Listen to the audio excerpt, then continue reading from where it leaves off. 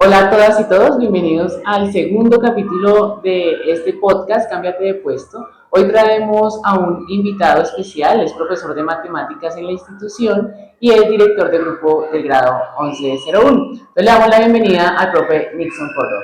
Hola, ¿cómo están? Hola, buen día a todos. Listo, profe, gracias por aceptar esta invitación a este podcast. Es agradable tenerlo acá y queremos iniciar preguntándole cómo se siente el día de hoy. Feliz, tranquilo, un poquitico inquieto por las preguntas que me van a hacer. Nosotros organizamos la entrevista de tal manera de ir pasando por distintas etapas de su vida. Queremos iniciar en cómo usted se siente en el colegio, trabajando aquí en una comunidad mandalista. Acá me siento contento, feliz, es un sitio muy agradable para mí. Yo he pasado por varios colegios en Bogotá, públicos, privados, y particularmente en este colegio me he encontrado que la población es bonita. Los compañeros, tengo magníficos compañeros. Me siento muy agradecido de haber caído en este lugar, porque al final de cuentas estaba buscando una mañana durante varios años. Cuando logré encontrarla, la encontré aquí y aquí me quedo. Como siempre manifiesto, espero quedarme aquí hasta la pensión. Ya me quedan unos cuantos añitos, entre 6 y 8 años para pensión, entonces aspiro a terminarla acá. ¿Y cuál ha sido una experiencia que aquí en este colegio lo ha marcado más? Pasar por la pandemia, acá fue interesante. Tuvimos la oportunidad de compartir, bueno, en la parte virtual, pero también había momentos con el profesor Alejandro que veníamos acá y en pandemia que me marcó precisamente en esa época. Tuve la desdicha de perder a uno de mis estudiantes que estaba cursando en ese entonces grado décimo por un acto violento por acá cerca, producto de todo lo que se dio en ese momento en el 2020. Entonces eso me marcó porque digo, bueno, se puede trabajar duro por esta comunidad y hay que buscar la forma de llevarlos más allá, o sea, demostrarles que se puede cambiar la historia que ya se lleva. Es una situación dolorosa, también como docente, pero me parece que cuando usted menciona al propio Alejandro, fue también parte importante para llevar ese proceso. Sí, estábamos compartiendo la dirección de grado 10.1 y 10.2 en ese entonces y se presentó, bueno, nosotros veníamos aquí en pandemia de atrevidos, nos encontrábamos acá a veces con los chicos, veníamos a compartir, incluso le trajimos una cosa de despedida de grado 11 a los que se iban y veníamos y mirábamos cómo estaba la población acá. ¿Ama la profesión de ser profesor entonces? Sí, yo no quería ser profesor, pero aprendí a amarlo con el tiempo. Para allá iba y quería saber cuál fue ese motivo por el cual usted termina siendo profesor. Yo siempre quise ser ingeniero, me enseñaba ingeniero robótico, mecatrónico, en sistemas, lo que fuera. Me gusta, siempre me ha gustado crear. Y ya estaba listo yo para ingeniería, apliqué para la Universidad Nacional en ese entonces, pasé en ingeniería eléctrica, pero coincidió con una cosa bien tenaz en mi vida, que fue el fallecimiento, el asesinato de mi padre, y el desplazamiento. Allá nos quitaron las tierras, todo lo que tenía como recurso yo para poder de pronto sustentarme acá. Se dio y me tocó estudiar entonces en la Universidad de Valledupar. La universidad en ese entonces solo tenía 4 carreras, que eran enfermería, administración de empresas, contaduría y matemáticas y física. Comencé a estudiar matemática y física para fortalecer la física y la matemática antes de comenzar a estudiar ingeniería, y pensando que las cosas iban a cambiar pronto y no cambiaron. Se demoró mucho tiempo en cambiar todo y terminé acabando la carrera, graduándome, todavía sin tener convencimiento de que iba a ser profesor. Para mí, comencé a ser profesor, me gustó, aprendí a divertirme, aprendí a disfrutar de esto y hasta el momento todavía me divierto mucho en los espacios que tengo, enseñándole, compartir la vida de las personas, y esta parte de formación es muy bonito. De la etapa de la universidad, que es a la que pasamos, ¿hay alguna persona que recuerdes y cuál fue ese impacto que dejó en tu vida? Un docente, Miguel Ángel Vargas, docente de física, un luchador durísimo por los derechos de los estudiantes, por los derechos, es más, por el mismo derecho a la universidad pública. El Miguel Ángel Vargas me marcó mucho, nos metió siempre, nos encarreté en el cuento de luchar por la universidad pública, porque se conservara, porque en ese entonces la Universidad Popular venía en una transición casi que la llevó casi a la privatización, semestres que costaban 2, 3 salarios mínimos, que eso es mucho comparado con lo que se pagaba antes, porque yo finalicé mi carrera pagando 75,000 pesos, mientras que los que iban comenzando ya pagaban 700,000, la diferencia era muchísima. Mi Barbaja nos marcó bastante porque nos metió, no solamente en el mundo de esa resistencia, sino también era un magnífico docente de física, sobre todo en la parte de fluidos. Nos enseñó muchísimo, nos enseñó sobre cómo aprovechar este potencial que había allí en la localidad, bueno, en Valledupar. E incluso también nos conectó para hacer una microempresa que se construyó allá, que fue sobre la maduración del maracuyá y cómo exportarlo, todo eso. No me acuerdo tanto, o sea que mi carrera no solamente era para enseñar, sino también para cambiar vidas, básicamente. Hemos notado que, bueno, en usted y en el profesor Alejandro, que es muy importante llevar a los estudiantes a la universidad. Se han encargado de llevarlos a diferentes universidades, ver cómo acceden a la universidad pública. ¿Viene de esa persona entonces como esa motivación o hay otra cosa que motiva? Yo pienso que tiene que ver con eso porque fue, o sea, el trabajo fuerte que tuve yo en mi universidad era el primero entender que a pesar de que nosotros en ese momento, como le dije yo, quedamos sin nada, que todos teníamos chance de ir a la universidad pública, que el estudio sí transforma vidas, sí te permite aquí lograr objetivos, sueños en la vida, que de pronto no son los sueños que tú tenías o que el sueño se va moldando a lo que se te va presentando, sí. Y por eso yo aquí, en el ejercicio de hace varios años, desde que llegamos acá, nos dimos cuenta que varios chicos no pasaban, no iban directamente a la universidad. Se intentó traer, bueno, aquí comenzamos también con lo del SENA, el SENA es una opción, pero yo pienso que la cuestión aquí es hacerle creer y saber a la gente que tienen un futuro académico posible, que es posible la universidad pública, siempre la ventana del estudio está y el estudio sí transforma vidas. ¿Por qué dices que el estudio transforma vidas? O sea, profundicemos en esto. Sí. Cuando tú estudias algo que te gusta, obviamente te va a transformar todo lo que eres tú. Te va a permitir crecer como persona y crecer como una persona feliz. Yo pienso que el principio de todo es la felicidad. Si tu felicidad es ser youtuber, magnífico, soy youtuber, ser el mejor youtuber que puedas. Decía alguien por ahí que si tú quieres ser zapatero, pues entonces ser el mejor zapatero del mundo. Es apuntarle a ser el mejor en lo que quieres, pero que te haga feliz.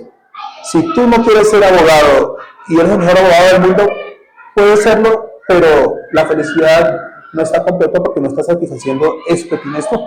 Hablas del bachillerato y queremos que en una palabra nos definas cómo fue para ti la etapa del colegio. La etapa del colegio, en una sola palabra, loca. Loca. Y entonces cuéntanos por qué consideras que esa fue una etapa loca. Porque es que a mí me gustaba el colegio, pero yo fui uno de los estudiantes que siempre tuvo matrícula condicional hasta grado 11, por diversos motivos. Pero sí hacía muchas travesuras, muchas pelatinas. Entonces siempre yo estaba dentro de los que intentaban sabotear clases. Era buen estudiante, académicamente era muy bueno, y eso me permitió permanecer en ese colegio. Incluso cuando termino bachillerato, termino teniendo el puesto 7 a nivel de la costa en el ICFES, pero siempre estuve supeditado a que tenía la amenaza de que cualquier fallita más y me sacaban del colegio porque hasta 11 tuve matrícula condicional. Y entonces, ¿cuál fue de esas locuras que más te acuerdas? Varios. Bueno, uno me acuerdo, en ese entonces allá un colegio como pero de un solo piso, la caseta de coordinación quedaba pasando la cancha dejé uno de los tortes de Navidad grandísimo así, lo metí en una caja de maicena y lo prendí y lo tiré por la ventana de la coordinadora. Y salimos corriendo y cuando estalló esta cosa salió la señora toda llena de polvo blanco por todos lados. Sí, esa fue una. Bueno, es No, duele, pero bueno, ahí. cosas para no repetir, ¿no? Sí, eso es lo que no se debe hacer. No repetir en el colegio. Bueno, profe, y vamos a entrar en un tema que a veces dejamos de lado cuando uno pasa por la adolescencia y entra a la universidad. ¿Cómo le iba a Nixon Córdoba en el amor? Mal. Porque nunca tuve novia en bachillerato. Yo primero estuve en la infancia misionera, estuve en los scouts, estuve en los grupos juveniles y yo apuntaba siempre a que yo quería ser sacerdote por la formación católica que tenía. También es que no, la parte afectiva, la parte amorosa nunca me interesó. Entré a la universidad, ahí sí me comenzaron a interesar mucho las chicas a los 16 años, como se me despertó un poquito de interés, y con todas, bueno, a las que le dije, ninguna me paraba bolas. ¿Y cuándo fue entonces el momento en el que encontraste ese primer amor? Estamos hablando que terminé mi universidad, vine a Bogotá y conocí mi primera novia casi a los 26 años. Porque yo terminé mi universidad, me quedé un tiempo en Valledupar sin novia y para cumplir 26 años tuve mi primera novia. Por eso digo que me fue mal, porque siempre que intenté tener una, no hubo nada. ¿Y buenas experiencias con ese primer amor o no? Sí, fue muy bonito. Fue chévere, me enamoré. La única vez que me enamoré así perdidamente y descontroladamente fue esa. Ya adulto, tuve oportunidad de compartir con una muchacha que era ingeniera de sistemas. Trabajaba con el plan Compartel precisamente. Entonces ahí estuvimos siempre 3 años juntos.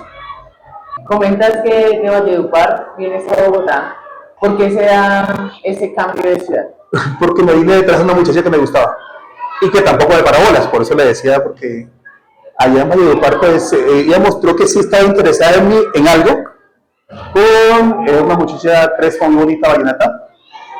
Y bueno, también tengo otra canción que era que no tuve el valor para hacer ese viaje contigo y que por miedo a la gente acabé siendo solo tu amigo, que habría sido de mí. Está comenzando esa canción y bueno, listo, esa canción es medio ánimo, las dos, una de 9 días y esa. Y yo, no, listo, si ella quiere tener algo conmigo, entonces me voy para allá para tener algo con ella. Cuando llegué aquí, ella dijo, ay, ¿tú qué haces aquí detrás mío si tú y yo no somos nada? Y cortado por la derecha, de una. Pero te quedas en Bogotá. Me quedé en Bogotá porque ya me venía para acá y no me iba a volver fracasado para Valledupar. ¿Y cómo fue entonces emprender como la vida acá en Bogotá? Fácil. ¿Fácil? Me costó, o sea, yo pensé que todo era fácil porque cuando llegué aquí, lo primero que hice fue llamar a un conocido mío y me dijo, bueno, aquí no, yo no tengo trabajo para ofrecerte, pero en el CADEL, tú te acercas allá a ver si hay alguna vacante. Y en ese entonces no es como ahora que hay un banco donde se mete la hoja de vida y te llama, sino que yo llegué al CADEL y me dijo, sí, necesitamos una persona, el colegio queda allá arriba en las Lomas, de allá hay un profesor que salió porque lo lesionaron, un estudiante en una disputa lo lesionó, entonces si quieres subir a reemplazarlo, ven. Yo llegué aquí el 7 de febrero, me viajé el 7 de febrero para acá, aquí el 8 y el 11 ya estaba trabajando en el distrito. Así como yo comencé en el distrito trabajando, pero obviamente como orden de prestación de servicio, ahí comencé. Para mí fue muy fácil conseguir trabajo, pero yo pensé que era fácil para todos en ese entonces, después me di cuenta que no. Pero como tengo esa fortuna grandísima, dije, bueno, listo, me quedo. Solo que el contrato que me hicieron a mí era una licencia, la licencia en esa época solo la pagaban cuando finalizaba la licencia, una licencia de 4 meses. Fue 4 meses sin sueldo, así que me tocó trabajar de otras formas acá. Mientras me pagaban eso, entonces yo vivía por allá por Chapinero, vivía más exactamente en Palermo. Y de ahí me conocí con otros muchachos que tocaban guitarra y eso, entonces nos íbamos en las noches a los bares allí de galerías a cantar y a tocar vallenato inicialmente, y después me tocó fue por música Juan Gabriel, que era lo que más le gustaba a la gente por allá en ese momento. ¿Y ese fue el primer trabajo como profesor que tuviste o ya tenías experiencia? En Valledupar yo tenía experiencia, pero trabajando con lo que llaman ahí, esto que forma tecnólogos, le llaman corporaciones, ¿sí? Entonces trabajé una que se llama Sahar, otra que se llama Confacesar, que ahorita ya he estudiado a hacer universidad, y en ese entonces solo formaba técnicos y tecnólogos. Ahí trabajaba en la parte de física, enseñando física. Mi primer trabajo en Bogotá también fue física, todo lo que yo viví en Bogotá fue enseñando física hasta que llegué a este colegio donde enseñó cálculo. ¿Y cuál es esa diferencia de ser profesor en Valledupar y llegar a Bogotá? La primera, bájale las revoluciones a la lengua. Hable más lento. Me costó mucho. Porque enseñar física casi no se entiende a veces para algunos, y enseñarla en costeño era muy difícil. Entonces siempre sufría con los estudiantes bastante, me tocó regular y modular mucho la voz para poder acercarle mejor a los estudiantes y que los mismos estudiantes no sintieran esa barrera del lenguaje, a pesar de que hablamos el mismo español, solo que lo hablaba uno a una velocidad diferente. Aquí siempre pues está el hábito de decirle, profe, vocalice, y yo decía, bueno, listo, vocalice, intente vocalizar. Y esa primera experiencia acá en Bogotá, en un sector que pues lo catalogamos como peligroso y a veces pues tendemos como a juzgar a la gente de esos sectores, porque pues estamos en una localidad que también es juzgada y demás, estamos en la localidad de Kennedy. Entonces, ¿cómo fue llegar allá? ¿Fácil, difícil? Era duro porque la población de Luis López de Mesa tenía cerca de un 70% de los estudiantes del colegio tenían familia en la picota, bien sea mamá, bueno, o la modelo, mamá o papá. Bueno, habían pandillas al interior, el docente rector de ese entonces, él tenía que negociar con las pandillas a veces para hacer clases. Me recogía un bus en la esquina de la estación de Lolaya y me subía allá, porque no podía, porque no debía subir. La primera vez yo subí, y cuando subí a tocar la puerta del colegio, que queda en la parte más alta, el vigilante salió y me preguntó de quién era yo, y me hizo todas las preguntas, llamó a él para poder abrir la puerta, porque no le abrían la puerta a cualquiera, y subir las escaleras esas, que son escaleras bastante altas, eran peligrosas. Yo llegué de arriba y llegué tranquilo, gracias a Dios, pues siempre he tenido esa bendición de donde voy caer bien y donde voy pues estar seguro. He pasado por sitios feos sin darme cuenta, ese fue uno de los tantos. Me dijeron que esperara ahí la jornada, hasta el cambio de jornada, para que un bus me bajara. Y así entonces, desde ese entonces nunca más volví a subir solo. Entonces, era tan peligroso que eso pasaba. Llegábamos allá a la población, al interior, pues, aunque no creas, a pesar de todo el marco violento que estaba en el entorno, eran tranquilos los chicos, eran buenos. Obviamente muchos no querían estudiar o no les interesaba o estaban simplemente allí porque les tocaba, pero como personas, es unas personas con las que vale la pena trabajar. Y desde lo pedagógico, ¿cómo hacías que esas personas se interesaran en la materia, pero también en estudiar? Llegar allá a enseñar como tal costó mucho inicialmente. Como te digo, eran buenas personas, pero había un problema, y es que venían allá, en primaria no había aceleración. Los cursos de aceleración es cuando toman a unas personas que no han pasado por primaria. Allá en ese colegio por lo menos no pasaban primaria, entonces tenían que hacer toda la primaria y llegaban a sexto grado ya con 14, 15 años, unos chicos muy grandes, pero que en realidad no tenían las bases y el trabajo era fuerte. Tocaba bajar mucho el nivel del contenido para poderlo enseñar, y ahora después de eso intentar motivarlos. Incluso todo lo transversal allá en el colegio era el teatro. Había una docente de nombre Virginia, que incluso ella tuvo oportunidad de trabajar con Cine Colombia, salió en varias películas, y todo. Es una señora bastante mayor en ese entonces, y ella nos trabajaba, todos los docentes trabajamos en teatro. Yo pertenecí un tiempo al grupo de teatro de la ADE, precisamente con ella, porque estábamos trabajando para poder trabajar teatro con los chicos. ¿Y el teatro en tu vida te ha marcado? ¿Ya no lo practicas? ¿Lo volverías a hacer? Solamente lo hice allá, y tuve oportunidad de participar en 3 obras de teatro con la ADE. Sí me ayudó mucho, porque yo tenía también la formación vocal en Valledupar, y sí ayudó mucho poder proyectar la voz, poder trabajar diferente, poder incluso aprender a manipular un poquitico a los estudiantes para motivarlos, porque a veces toca hacerles trampa para que se motiven desde lo afectivo. ¿Qué pensaba tu familia cuando te volviste profesor, cuando estabas todos los días en el colegio? Ya que en el ejercicio laboral como docente, acá ellos no han tenido oportunidad de verme en lo laboral. allá en Valledupar sí tuvieron oportunidad de compartir conmigo como un formador allá en la escuela tecnológica que te digo. ¿Cómo se arregló el problema con su mamá? Me tocó volver y cuando se enteró que no tenía nada con la muchacha, ahí fue fácil perdonarme. Más fácil, claro. Claro. Bueno, profe, sabemos que tienes una familia conformada. Hemos tenido la oportunidad de conocer a algunos de los integrantes de la familia. ¿Cómo fue ese proceso de construir una familia? ¿Cuándo conociste a tu esposa? ¿Cómo se llama tu esposa? Ok, con la chica estamos 3 años juntos, se terminan las cosas por diversas cuestiones y después de eso, como era mi primer amor, mi primer rompimiento me dio terrible, me dio fuerte, fuerte, fuerte. Yo era bastante amigo de un compañero mío del colegio donde trabajaba que leía otro colegio, se llama El Libertador, ahí está trabajando yo, y él tenía una novia en la Universidad Nacional que trabajaba con la que yo es mi esposo. Nos hicieron una cita a ciegas en la que tuve oportunidad de conocerla, pero ese día yo también tenía cita con otras muchachas, con 2 más, porque me iban a presentar me presentaron 2 muchachas más. Y nos fuimos para allá, para galerías, y me la presentaron. Estuvimos charlando toda la tarde junto con la otra pareja. Estuvimos allí. Cuando ya nos íbamos a ir, cuando nos fuimos, nos despedimos todos, nos hicimos una señal así toda loca de dejémonos que se y nos quedamos juntos. Ella se fue con una compañera y yo me fui con el compañero. A mí se me quedó una cosa, a ella se le quedó otra y nos quedamos juntos allá en galería. Al siguiente día, el día 28, yo le pedí que fuéramos novios, se ría de mí. Pero a partir del 28 de junio de ese año, somos novios. ¿Y es el año? ¿Qué año? 2006. 2006, o sea, 18 años, 19. 19 años. 19 años desde que conoce a Sonia. A Sonia. Sonia Moreno, sí. Y con Sonia tienen 2 hijos. Sí, señor. ¿Y sí. qué significan para ti tus hijos?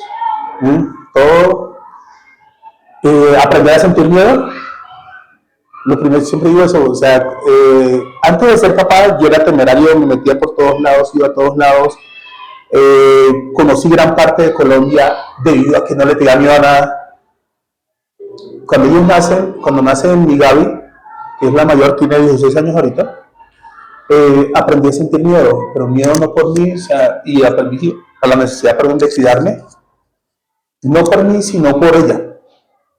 Para mí, ellos, mis hijos, y mi hogar en general son todo. Mi esposa, e incluso pasan en este momento por encima de mi familia de Valledupar. Yo puedo demorar a veces 6, 7 meses sin ver a mi familia de Valledupar. A ellos no tolero pasar una semana sin verlos, 4 días, 5 días. Para mí es demasiado sin verlos cuando he tenido que viajar solo de pronto a algún lado. Para mí es muy pesado porque soy muy de familia. ¿Cuál es el mayor pasatiempo que tienes con tu familia? ¿A dónde van un domingo cada vez que salen? Pues los domingos ellos tienen cada quien su actividad deportiva, entonces yo los acompaño a eso, pero que nosotros disfrutemos bastante, disfrutamos del cine, nos gusta mucho el cine, nos gusta también salir a jugar ahí a los parques que están cerca de la casa. Casi no me gusta el Simón Bolívar porque está muy lejos y a veces es más el tedio de viajar, entonces por ahí cerquita de la casa hay parques. Vamos a los parques a jugar lo que se presente. Y sobre todo nos gusta cuando llega la época de las cometas porque es un tiempo para compartir en ese espacio. Profe, queríamos, yéndonos por el mismo lado de la familia, que nos hables de tu mamá. ¿Cómo ella ha ayudado a tu proceso desde que eras pequeño hasta el día de hoy? Mi mamá me enseñó sobre todo a amarme a mí mismo. Mi mamá nos enseñó mucho, mucho, mucho de amor propio. Yo siempre a veces relato que cuando estaba los fines de semana, era obligación madrugar, así no tuviéramos que hacer nada. Me enseñó a madrugar mucho y además de eso me enseñó que, digamos, los domingos, antes de ir a la misa, nos paraba todo frente al espejo y nos peinaba. Ella nos peinaba de aquí, de lado así, que obviamente peinado que ya no llevo, pero nos decía, mira esa persona que está ahí. Esa persona es la más importante en tu vida. Mi mamá solamente hizo hasta quinto primaria, por si acaso.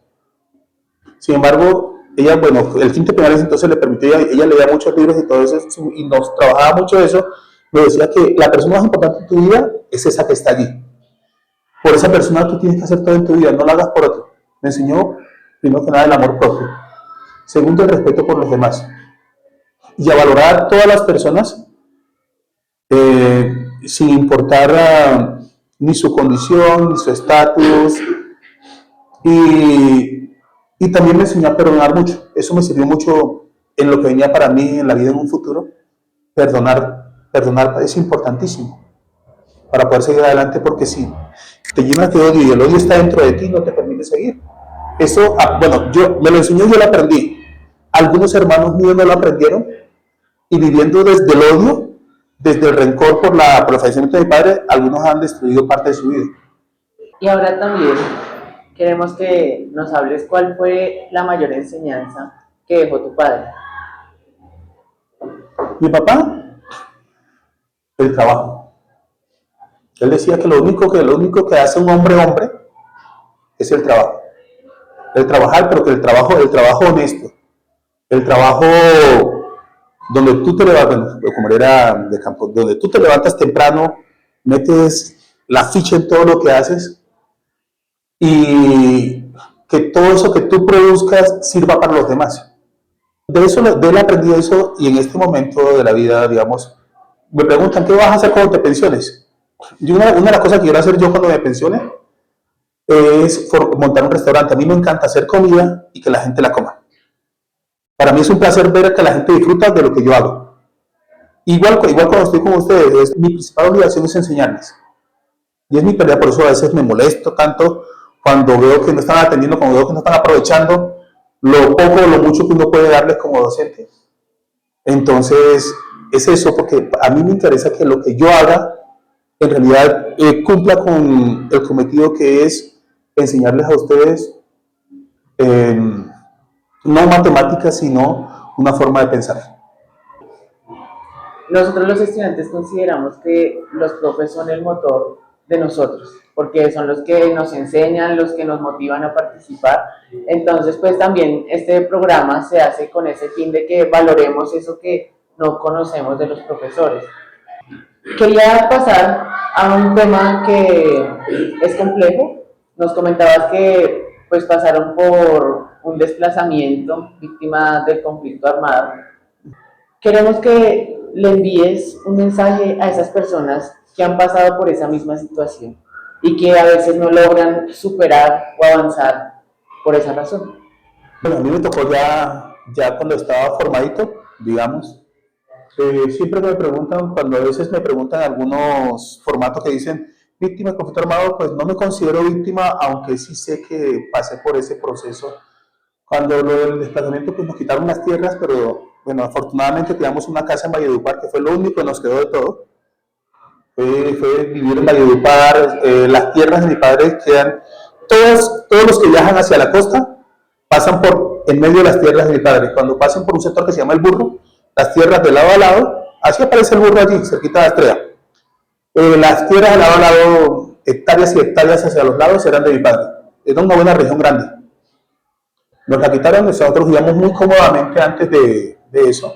Mi mamá y mi papá fueron bachilleres en su momento, pero ellos tenían dinero no, tierras heredadas de antes, que trabajaban, no tenía mucho ganado, pero tenía unas cuantas reses, lo que tenía más era marranos. Entonces esas tierras nos las quitaron, y en este momento tú lo que ves, cuando pasas por el Burro ves ganado de este lado, porque ahorita la gente que lo tiene como ganado para ganadería. ¿Qué mensaje le doy a las personas? Pues que todo pasa. Todo pasa si tú lo dejas pasar.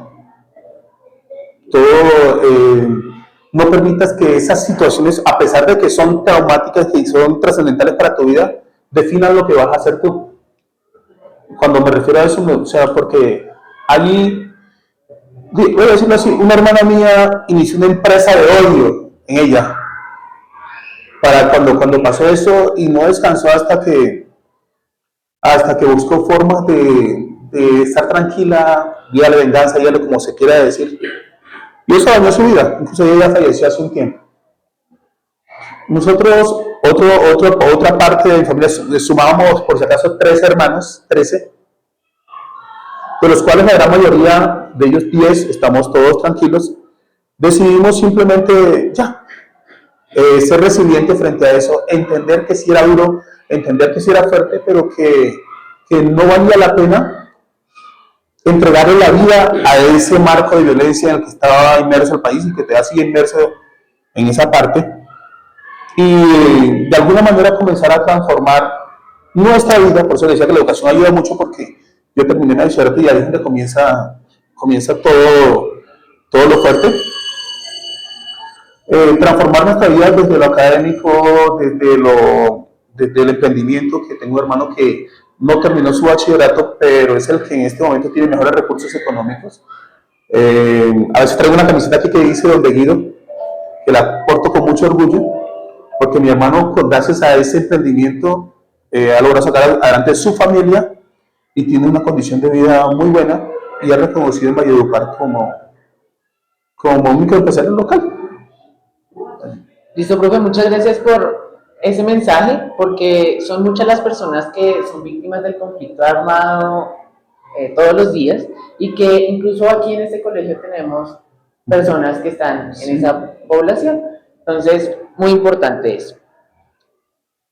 Queremos que nos puedas contar cómo te sientes este año con tu dirección de grupo, siendo director de grupo de un grado 11. El año pasado fui director de grupo, entonces yo lo traía octavo, noveno, en décimo. Ellos no tienen dirección de grupo fija, cambió por diferentes personas. Terminaron como director de grupo el docente Asprilla. Estuvo aquí, ya al final con ellos. Este año retomarlos, me encontré con un curso que bueno, ya está muy dividido, un fraccionado de muchas cosas.